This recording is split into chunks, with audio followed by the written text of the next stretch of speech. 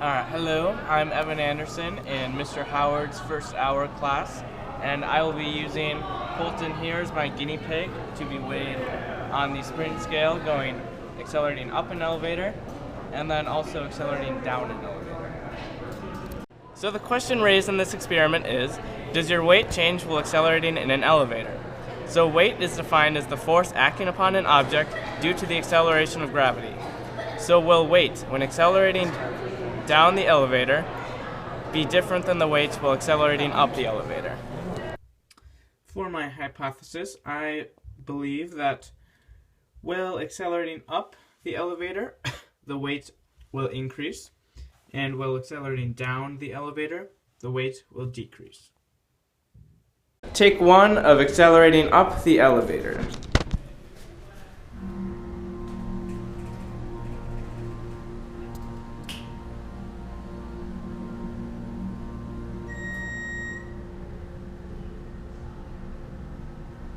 Alright, this is take one of going down the elevator.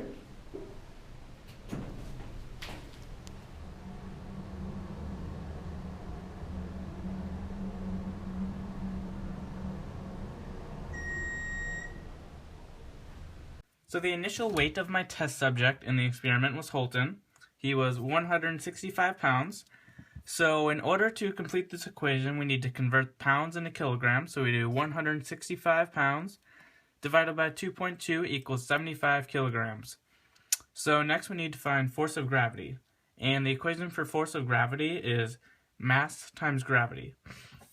So what we do is we take the kilogram, 75, times 9.8 meters per second squared, and that equals 735 newtons is the force of gravity. Alright, so while accelerating up, Holton's max weight was 178 pounds. So we must convert this to kilograms, so we divide by 2.2, and that gives us 80.91 kilograms. So next we need to find force normal, which the equation for that is force normal equals mass times gravity. So we do 80.91 kilograms times 9.8 meters per second squared, and that gives us 729.92 newtons for our force normal.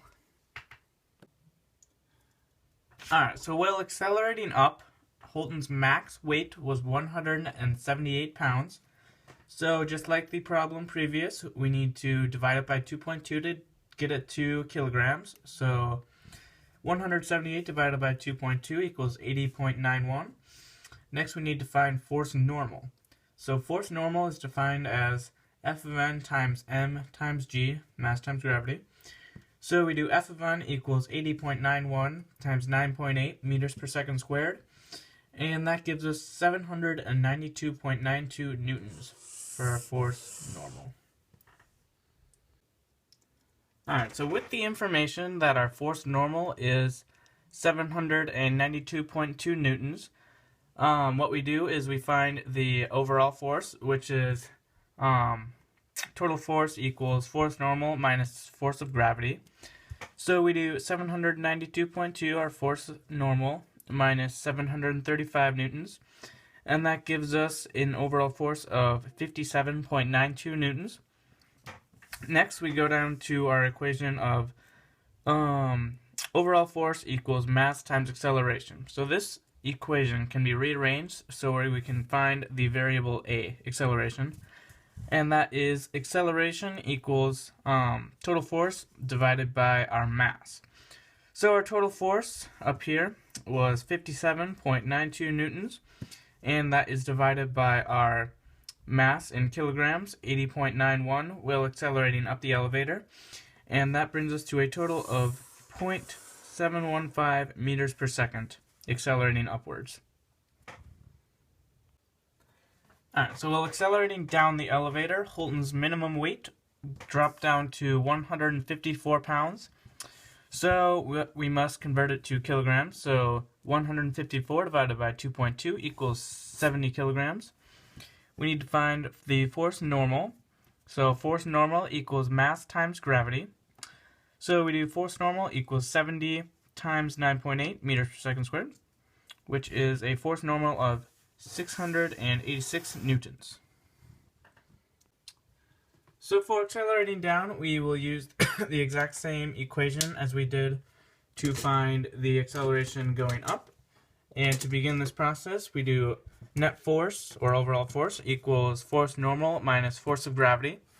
So we do 686 newtons minus 735 newtons, 686 being our force normal and 735 being our force due to gravity. And we calculated that out to be negative 49 newtons for our net force. We go down to the equation of net force equals mass times acceleration. Convert that to find the variable A, acceleration. So net force divided by mass.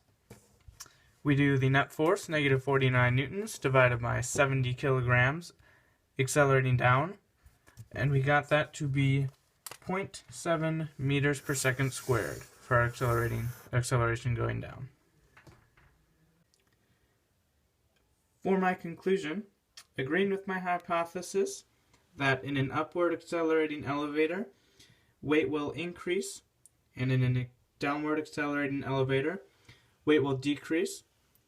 This experiment demonstrated this hypothesis perfectly, as when accelerating up, weight increased, causing an increase in acceleration, and while accelerating down, the weight decreased, causing a negative acceleration.